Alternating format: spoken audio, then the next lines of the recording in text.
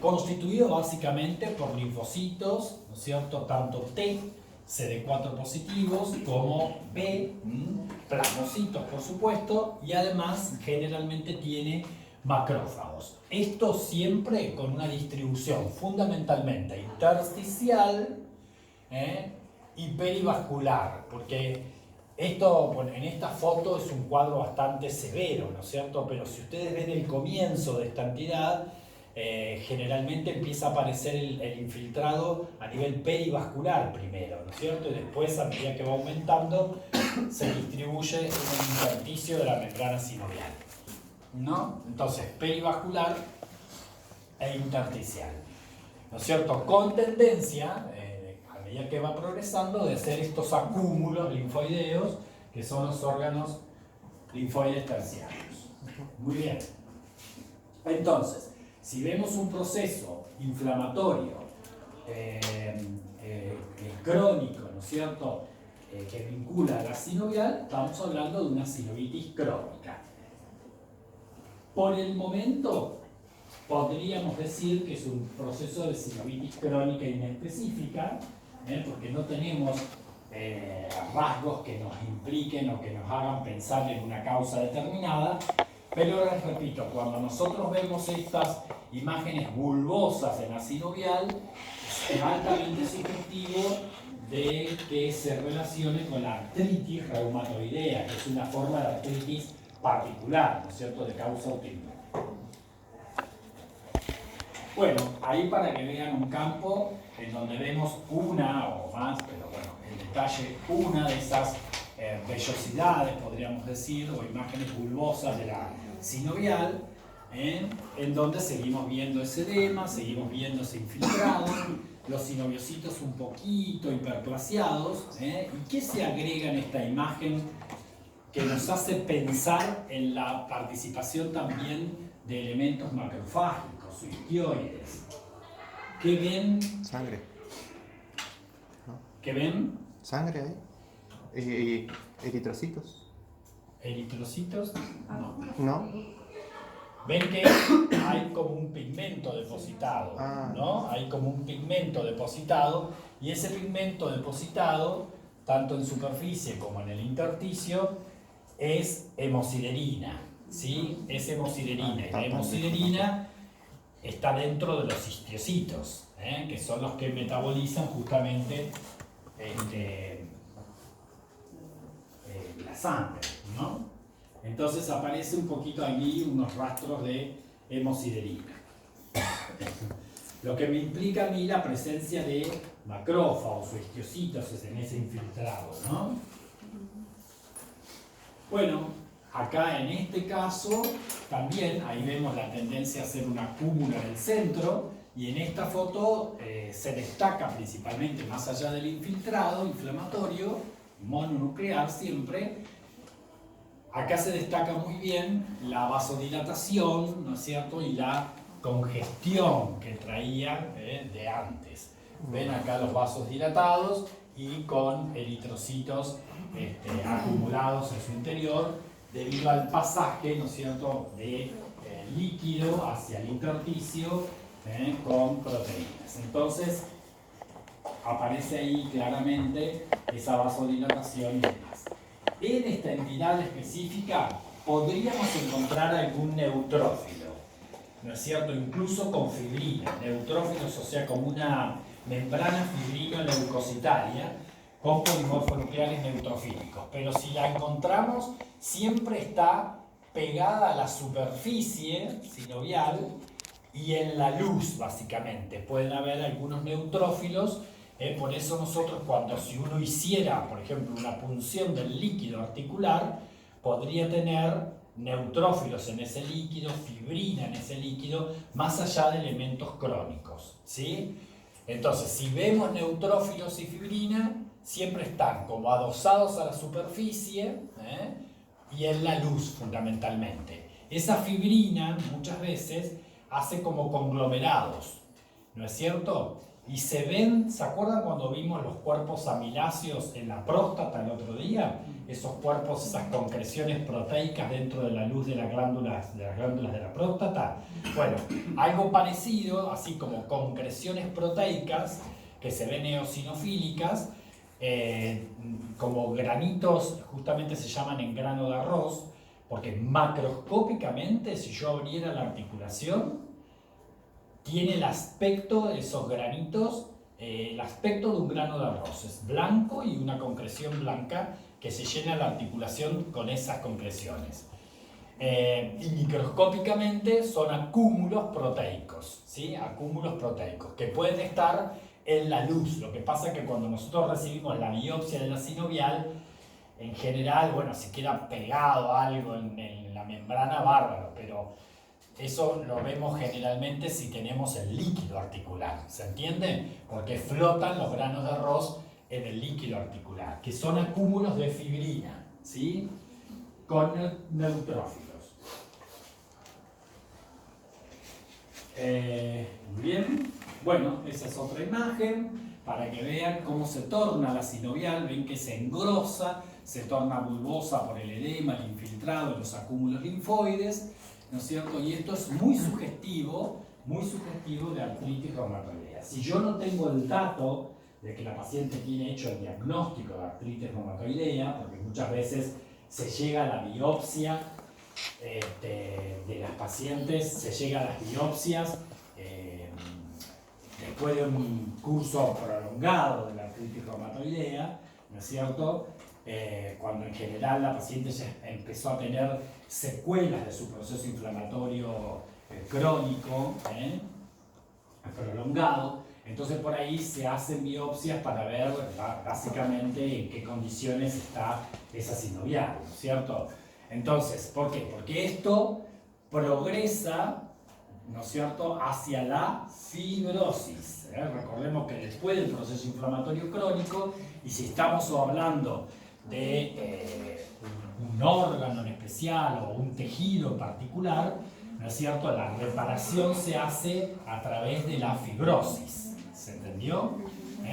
A diferencia de si esto hubiese ocurrido en relación a una herida cutánea, hablamos de cicatrización. Pero en este caso hablamos de fibrosis. Esto, si sigue su curso, ¿no es cierto?, se empieza a fibrosar. Y entonces, cuando se fibrosa este tejido, posteriormente incluso puede hasta condrificarse u osificarse. Imagínense que eso le da una rigidez a la articulación e inmovilidad a la articulación. El paciente queda con las articulaciones así, ¿no es cierto?, y no las puede movilizar. Bueno, en este caso, no sé, esta, que es una de las articulaciones también que se pueden afectar en la artritis reumatoidea. Entonces, aparece lo que se llama la anquilosis. Anquilosis es justamente esa pérdida de la movilidad, primero fibrosa y luego ósea.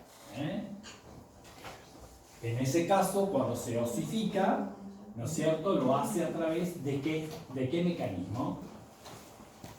Si el tejido fibroso, ¿no?, explica fibroblastos, ¿no es cierto?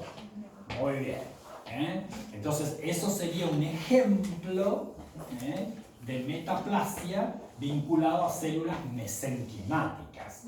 ¿Se acuerdan que cuando hablamos de metaplasia, la metaplasia nosotros en general la asociamos siempre a los epitelios, pero puede ser mesenquimática, ¿sí?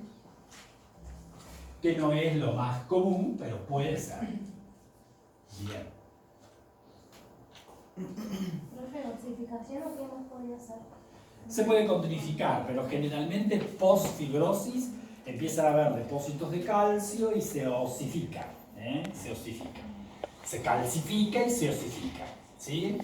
Esto, bueno, es para mostrarles, porque esto también ocurre, en especial en la artritis reumatoidea, ¿no es cierto? ¿Se acuerdan que yo les dije que siempre el mesotelio o los sinoviocitos apenas son irritados, entre comillas, responden a través de la hiperplasia, ¿no es cierto? Responden a través de la hiperplasia, formando mayor cantidad de líquido, por eso las articulaciones se llenan de líquido y se hinchan y duelen, ¿no? Bueno, este es otro de los elementos que vamos a encontrar relacionados a los procesos inflamatorios y que es una hiperplasia, claramente una hiperplasia de sinoviocitos. Acá, obviamente, que hay más de 3 capas, ¿sí? Esa es una clara hiperplasia sinovial. Que es otro elemento que podemos encontrar en estas articulaciones. ¿Quedó claro? Bueno, paramos ahí. Entonces, el primer ejemplo tiene que ver con un ejemplo de un proceso inflamatorio crónico. En este caso, una sinovitis crónica. Que yo diría inespecífica, porque en general las formas crónicas específicas tienden a ser más de tipo granulomatoso, o sea, crónico pero granulomatoso, ¿sí? En donde ahí sí uno se anima a sugerir una causa. Excepto en este caso que vimos recién, que yo, si no tengo ningún dato y veo así de libro todas estas características, yo me animaría a sugerir, ¿no es cierto?, si es que el paciente ya no me viene con el diagnóstico, porque repito, generalmente cuando se llega a esta instancia de biopsiar una articulación, ha pasado mucho tiempo, entonces probablemente el paciente ya tenga hecho el diagnóstico. ¿Y para qué se hace una Para ver el estado de su articulación, porque generalmente ya en esta etapa el paciente está con secuelas importantes en sus articulaciones, ¿no es cierto? Entonces, para ver si hay fibrosis, para ver si hay sobreinfección, porque muchas veces la artritis reumatoidea se puede sobreinfectar y aparecen las artritis sépticas o infecciosas. ¿Qué le agregaríamos si esto hubiese sido una artritis séptica o de causa infecciosa? Porque al dañarse la articulación, muchas veces se puede sobreinfectar. Por eso que no hay mucha tendencia a punzar así livianamente una articulación. Para entrar a una articulación, uno tiene que estar buscando algo en especial, ¿no es cierto? En general nosotros no hacemos biopsias para el diagnóstico de estas entidades, ¿sí? Se hace cuando ya uno piensa que hay o una complicación o una secuela del proceso, ¿sí?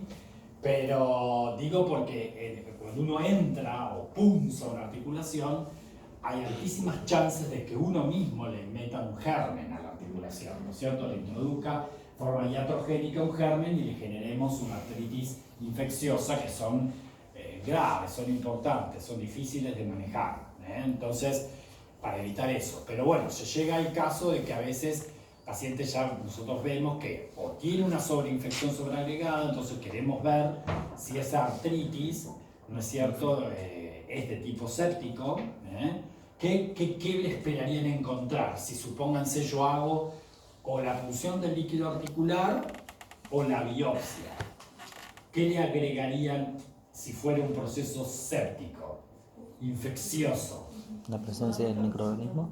¿Cómo? La presencia de microorganismos, porque por lo general van a ser bacterias. Muy bien, entonces, O sea, desde una el punto tinción de vista, si esto es un proceso séptico o infeccioso, lo más probable que histológicamente veamos por lo menos colonias bacterianas. En patología nosotros no tenemos la obligación de decir qué germen. Para eso están los que hacen microbiología, ¿no es cierto? En el laboratorio de análisis clínico, el área de bacteriología se encargará de hacer los cultivos necesarios y demás para tipificar el germen. Pero sí yo puedo decir que hay colonias bacterianas, eso sí lo puedo decir, si hay bacilos, si hay cocos por lo menos, hasta ahí llega mi amor. Pero por lo menos yo te estoy diciendo esto sí, es una artritis infecciosa. Después hay que tipificar el germen, que eso se encarga básicamente los microbiólogos, ¿no? O el bacterio. Bueno, y además vamos a ver que existe fundamentalmente sobreagregado la formación de pus, ¿no es cierto? Entonces vamos a ver detritus y vamos a ver básicamente mucha fibrina y fundamentalmente neutrófilos, que son los que responden a las bacterias. ¿Sí? Bueno, muy bien. ¿Hasta ahí vamos bien? Bueno, acá evidentemente ya estamos viendo otra cosa. ¿Cómo? ¿Alguien quiso preguntar algo? Bueno, muy bien. En este campo, ¿qué es lo que estamos viendo? A ver, vos. Glomérulo. Un corte de riñón. Bueno, ¿por qué decís que esto es riñón? Los reconozco los glomérulos. ¿Por qué? ¿Eh? ¿Por qué riñón? Es más corto. Por eso, está bien. ¿Por qué riñón? Por los glomérulos. Ah, muy bien. Entonces, bueno, veo estructuras glomerulares, ¿cierto? Eso me da la pauta a mí de que estoy viendo un corte de riñón, ¿no es cierto? ¿Riñón derecho o riñón izquierdo? Bueno, cuando nosotros vemos, observamos riñón en microscopía, siempre tenemos que prestar atención a 4 lugares diferentes o 4 elementos diferentes. Vamos a ver qué pasa con el glomérulo, qué pasa con el intersticio, qué pasa en los túbulos y qué pasa en los vasos. Muchas entidades del riñón, muchas entidades que ocupan el riñón pueden tener a veces todos esos elementos alterados o algunos de esos elementos alterados, ¿sí? Entonces esto para que ya desde el vamos, siempre que se sienten a mirar riñón, ¿no? Hagan ese ejercicio, ¿no? Uno después con los años ya mira y se da cuenta dónde tiene que focalizar, pero básicamente eso. Bueno, acá vemos, ¿no es cierto?, que los glomérulos son normales, los túbulos son normales, en el intersticio no hay ninguna alteración y no veo ahí vasos con ningún tipo de modificación, ¿no es cierto? Acá vemos vasitos, acá vemos vasitos, pero no hay ninguna alteración. Los túbulos tampoco tienen alteraciones, los glomérulos menos, y en el intersticio no vemos nada. Simplemente para repasar, ¿no es cierto?, un corte de riñón normal. ¿Sí? Muy bien. Bueno, esto simplemente para destacar un poco más de cerca lo que es el glomérulo, ¿no es cierto?, con su arteriola ahí aferente, como marca la flechita, el espacio de Bowman, con las células estas aplanadas que tapizan la cápsula de Bowman, el penacho glomerular, ¿no es cierto?, que es un ovillo vascular, ¿no? Y bueno, ahí es un poco difícil ver las células mesangiales porque justamente el mesangio no está expandido, entonces no podemos ver exactamente las células mesangiales, pero uno tendría que verlas, buscarlas, ¿no es cierto? Porque más allá de elementos vasculares, estas células tienen que ver con los vasitos, hay células como esta, por ejemplo, que esto es una célula mesangial, esto es una célula mesangial, esto también, ¿sí? Pero bueno, no importa, ya cuando veamos riñón vamos a explicar bien cómo se ve cada cosa. Esto simplemente para repasar un poco cómo se ve un túbulo contorneado proximal, cómo se ve un túbulo contorneado distal, ¿no es cierto?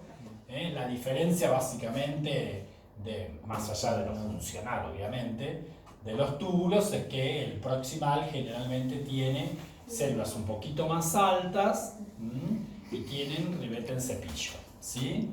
Que uno debería remarcarlo con un PAS para verlo claramente. Y después el túbulo distal tiene células un poco cuboideas más bajas y no tiene ribete en cepillo. Bueno, de hecho tienen distintas funciones, ¿sí?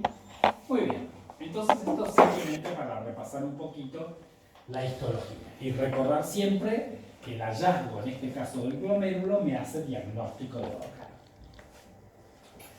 Bueno, acá lo mismo, para resaltar el componente tubular, ¿sí? El componente tubular. Muy bien. Bueno, acá lo mismo, vemos los vasitos, ven ahí, capilares, y ahí desde lo que les decía yo recién, tienen la oportunidad de ver claramente un túbulo contorneado proximal y uno distal acá en la esquina del preparado, ¿no es cierto? Ven como el otro tiene ribetes en cepillo tan característico que no tiene el distal, ¿sí? tiene ese ribete en cepillo que no tiene el distal. Bueno, pero igual, para verlo con claridad, es óptimo pedir un PAS. El ribete en cepillo se ve muy bien con el PAS. De base está decir que siempre, ¿no es cierto?, que se estudian algunos parénquimas, hay de rutina técnicas que uno puede pedir. El riñón, más allá del HIE, en general debe estudiarse con muchas técnicas especiales para descartar distintas cosas que puede tener el riñón, ¿sí? Pasando por el PAS, por el tricrónico, por el rojo Congo, por fibra reticular, o sea, se pueden pedir muchas técnicas para resaltar los distintos elementos del riñón para averiguar alteraciones.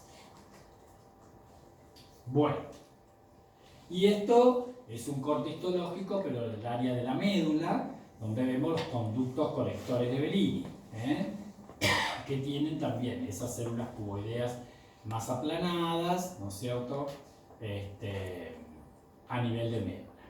Muy bien, hecho entonces el repaso, vemos un campo como este.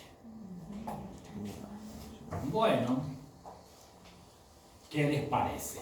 Si comparamos con lo que vimos recién, de parénquima renal totalmente normal, bueno, vamos a ir viendo por parte. O sea, si yo me concentro en el glomérulo, ¿qué les parece? ¿Ven algún tipo de alteración a nivel glomerular?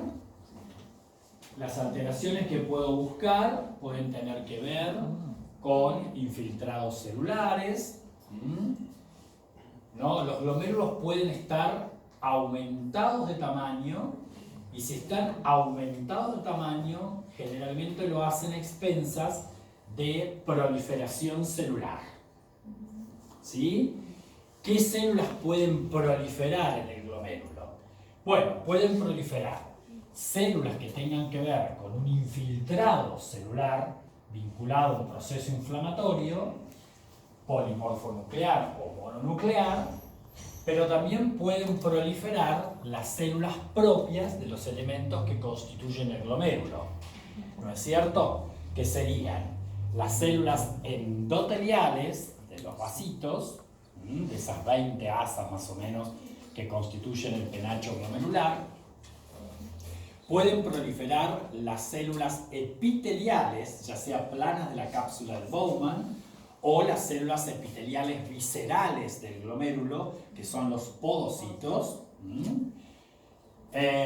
o pueden proliferar las células estrelladas del mesangio, ¿sí? Entonces puedo tener proliferación mesangial, podocitaria, endotelial, ¿no es cierto? O sea, epitelial, endotelial o mesangial. O proliferación vinculadas a una respuesta inflamatoria. O sea que si se expande el glomérulo es a expensas de proliferación celular. ¿Sí? Bueno, yo miro los glomérulos aquí y lo otro que puedo buscar es si hay o no hay esclerosis de ese glomérulo. Esclerosis de ese glomérulo. ¿No es cierto? Puedo ver cambio hialino o hialinización de ese glomérulo. Bueno, si yo presto atención en este campo, ¿no es cierto? ¿Qué sé yo? A ver, Gaspar, ¿te parece que son glomérulos hipercelulares? Están aumentados de tamaño un poco. Parece como si estuvieran inflamados y allá no sé si... En realidad es porque la foto está muy de cerca, ¿no? Pero yo no veo ahí aumento, ni de células inflamatorias, ni de ninguno de los componentes celulares propios del glomérulo. Tampoco veo esclerosis, tampoco veo depósitos entre las células de ningún tipo, porque yo podría tener depósitos de sustancia amiloide, por ejemplo, o podría tener depósitos de colágeno.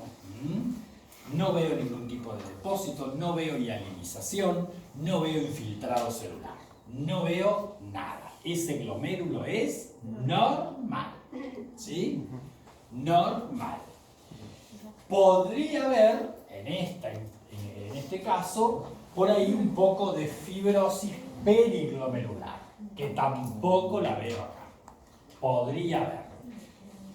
Pero en este caso, con el glomérulo me quedo tranquilo. O sea, no hay nada que esté afectando por el momento a los glomérulos. Pasamos al intersticio. ¿Qué cambio tiene el intersticio? El intersticio dijimos que tiene que ver con la MEC, ¿no es cierto? Con la matriz extracelular, que estaba compuesta por matriz intersticial más membranas basales, que en el glomérulo tenemos la membrana basal glomerular y la membrana basal de los vasos y la membrana basal de los túbulos. Si yo quisiera resaltar y ver si esas membranas basales están engrosadas, también necesitaría pedir un PAS, ¿no? Para ver si hay engrosamiento en las membranas basales, ¿sí? Muy bien. Entonces, pero ya me llama la atención que a nivel intersticial, o sea, ese tejido conectivo vascularizado que está entre, ¿no es cierto?, los elementos que constituyen el parénquima renal, está sufriendo de algún cambio. ¿Qué cambio tiene? Tiene un infiltrado celular, ¿no es cierto? Un denso infiltrado celular, mononuclear o polimorfo nuclear. No se ve bien. Mononuclear, diría acá. Aparentemente parece ser mononuclear. Pero si igual, ¿cómo hace para distinguir algo? Yo no. Bueno, Claro, en esta no se uno, ve. si tuvieran el microscopio tiene la opción de mirar un aumento más Infiltrado grande. leucocitario, Pero ya diría, ahí chao. me llama la atención el núcleo. El núcleo no es lobulado, ¿sí? No es lobulado, es un núcleo redondito, Profe. ¿sí? Bueno, pero acá hay una trampita, ¿sí? ¿Aquel es un vaso o es un glomérulo necrosado? ¿Esto? Sí. A eso iba. ¿Esto qué es? Me parece que es un glomérulo necrosado. Yo decía un vaso, pero está raro. Esto es un túbulo. ¿Un túbulo? Esto es un túbulo. ¿Y el túbulo qué tiene? Depósito. En su luz tiene algo ese túbulo. ¿Qué tiene? ¿Qué carajo es? Muy bien, un cilindro, un cilindro que está constituido básicamente por fibrina y por polis, polimorfo nuclear. Eso es lo que queda como signo histológico del proceso inflamatorio agudo previo. ¿Sí? Lo vamos a dejar ahí por ahora. Porque esto es agudo. Es fibrina con detritus y con polis. ¿Sí? Constituyendo una concreción intratubular que se llama cilindro. Yo les dije el otro día que hay distintos tipos de cilindros. Ya lo vamos a ver cuando veamos riñón. Por ahora, esto es uno de esos tipos de cilindros. ¿Sí? Que se llaman cilindros granulosos. Cuando tienen elementos así inflamatorios, células, básicamente. Muy bien. Entonces, esto es expresión de una respuesta inflamatoria, porque si es un exudado fibrino-leucocitario con polimorfonucleares, esto es un signo vinculado a una respuesta inflamatoria aguda. ¿Sí? Pero el contexto general me está hablando de un denso infiltrado inflamatorio intersticial mononuclear. ¿Se acuerdan que yo el otro día les dije que hay a veces entidades que llegan a la cronicidad luego de varios episodios de agudos? Un ejemplo era la colecistitis aguda, que a repetición termina siendo una colecistitis crónica. Otro ejemplo característico es este. Entonces, en donde hay un compromiso intersticial y donde hay un compromiso tubular. Por supuesto también va a estar comprometido el árbol pielocalicial. el árbol pielocalicial.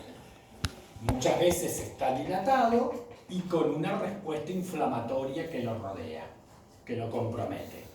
¿No es cierto? Por eso esta entidad se llama pielonefritis. Pero en este caso es un ejemplo de pielonefritis crónica. Veo elementos de fondo agudos porque a la pielonefritis crónica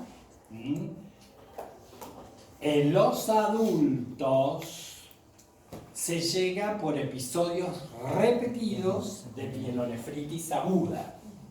¿Sí? Solamente voy a decir que la pielonefritis crónica puede ser o de causa obstructiva, como ocurre en los adultos, donde generalmente la base del proceso de pielonefritis crónica es una obstrucción por litiasis, o sea, cálculos del árbol urinario, lo dejo ahí por ahora, porque en los niños la pielonefritis crónica tiene otra patogenia y que tiene que ver con el reflujo vesículo-ureteral, ¿sí? Entonces, o puede ser por reflujo vesículo-ureteral en los niños o por obstrucción de la vía urinaria en los adultos. El resultado puede ser procesos, porque siempre que haya un mecanismo obstructivo en la vía urinaria, se genera una éstasis de orina. Y si yo dejo estásica la orina que no puede drenarse y eliminarse, eso funciona como un caldo de cultivo. Entonces aparecen las infecciones urinarias. Y las infecciones urinarias pueden ser bajas o altas. Si es alta, se denomina pielonefritis aguda.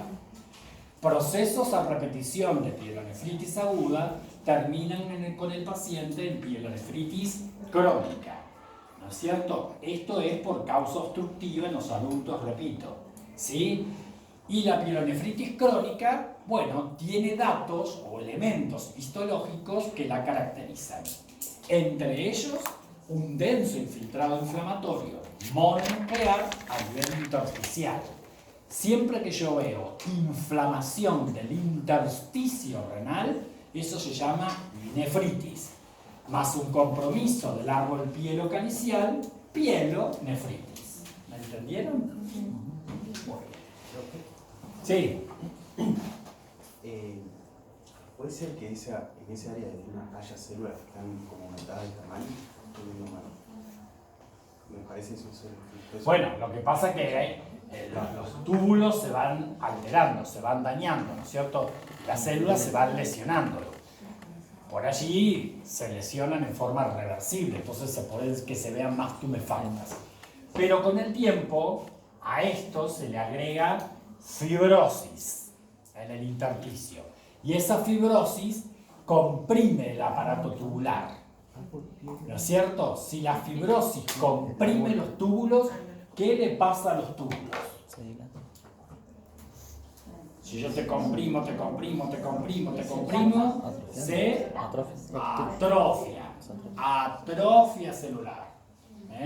Se atrofia. Entonces vamos a ver, como otro elemento importante que acompaña a los procesos crónicos, ¿no es cierto? En este caso, la atrofia de túbulos. Algunos tienden a dilatarse porque están obstruidos, se dilatan. Entonces puedo ver atrofia de túbulos, fibrosis en el intersticio, más infiltrado inflamatorio crónico en el intersticio y algunos túbulos dilatados con acúmulos proteicos en su interior, de material proteico, que dan un aspecto muy característico que ahora lo vamos a ver. Por ahora en este campo tengo algunos signos histológicos de compromiso tubular agudo, y después veo un denso infiltrado inflamatorio predominantemente intersticial crónico, ¿no es cierto? Por ahora es lo que vemos. Esto es lo que yo les decía, ¿ven? Si ustedes se fijan, el intersticio tiene este infiltrado crónico, pero ya acá entre las células ven un material rosado depositado. Ese material rosado, ¿qué será? Amiloide puede ser. Colágeno. Muy bien.